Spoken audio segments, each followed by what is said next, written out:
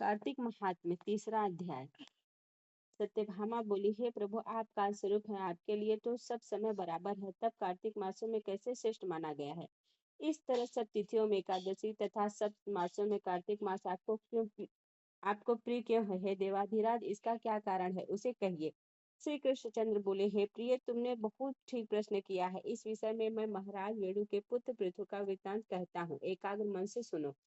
पूर्व समय में एक बार नारद जी से राजा पृथु ने पूछा था और सर्वज्ञ नारद ने कार्तिक मास की महिमा बतलाई थी। नारद जी ने कहा, पूर्व काल में त्रैलोक्य को मत डालने में समर्थ शंखासुर नामक समुद्र का पुत्र हुआ।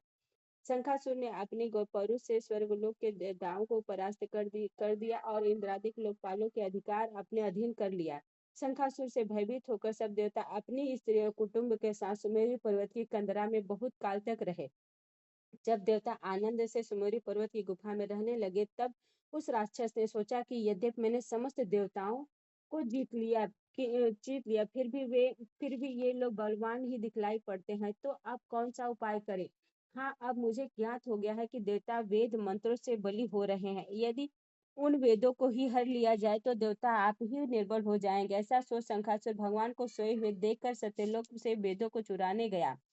जब वह हरण कर रहा था, उसी समय बीजों के साथ साथ यज्ञ मंत्र उसके डर से जल में छिप गए। तब यज्ञ मंत्रों को खोजता हुआ शंखासुर समुद्र के भीतर विचरने लगा, किंतु चिरकाल तक खोजने पर भी वेद मंत्रों को एकत्र कहीं उसने नहीं पाया।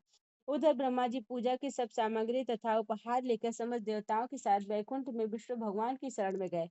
विष्णु जी को जगाने के लिए ब्रह्मा गाने बजाने और धूप गंधादि से पूजन करने लगे। ब्रह्मा की आराधना से प्रसन्न होकर भगवान जाग गए। तब उन देवताओं ने हजारों सूर्य की तरह तेजस्वी विष्णु भगवान के दर्शन किए। तदनंतर उन्होंने विविध सामग्री से विष्णु भगवान की पूजा और साष्टांग प्रणाम किया। इससे प्रसन्न होकर विष्णु भगवान बोले, मैं आप सज्जनों के कीर्तन और मंगल गान से अति प्रसन्न हूँ। तुम लोग अभिष्ट वर मांगो, मैं दूंगा। इस क्वार शुक्ल पक्ष की एकादशी तिथि से हरि प्रबोधनी एकादशी तक जो प्राणी ब्रह्म मुहूर्त में तुम लोगों की भांति कीर्तन तथा मंगल गान करेंगे, वे सब हमारे परम प्रिय होंगे और सदा हमारे समीप निवास करेंगे। जो पाद्य अर्घ और आचमनी आदि सब सामग्री तुम लोग हमारे लिए एकत्र किए हो, वे सब अगणित गुणवाली होंगी। हमको तुम्हारे क्लेश की बात ज्ञात हो गई है। शंखासुर वेदों को हर ले गया है। वे सब इस समुद्र में अतः मैं उस दुष्ट शंखासुर को मारकर उन वेदों को शीघ्र ही ले आऊंगा। अब से वेद हर साल मंत्र तथा बीजों के साथ कार्तिक से जल में निमग्न रहा करेंगे। मैं आज से जल में रहूंगा। आप लोग भी ऋषियों सहित मेरे साथ आइए। इन दिनों जो प्राणी प्रातः स्नान करेंगे, वे यज्ञांत में किए स्नान के फल के भागी होंगे।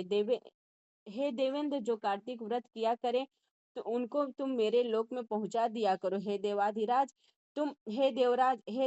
तुम सदा उन प्राणियों को सब आपत्तियों से बचाना। हे प्रभु, तुम उन्हें पुत्र पौत्रादि संपत्ति देते रहना, क्योंकि कार्तिक व्रती हमारा रूप धारण करके जीवन मुक्त हो जाता है। जन्म से मरण पर्यंत विधि पूर्वक जिसने यह व्रत किया है, वह आप लोगों को भी मान्य है और हमको परम प्रिय है। विधि पूर्वक करने से ये दोनों व्रत जिस प्रकार प्राणी को मेरे समीप पहुंचाते हैं, वैसे कोई व्रत और कोई यज्ञ भी नहीं पहुंचा सकते। तीसरा अध्याय समाप्त।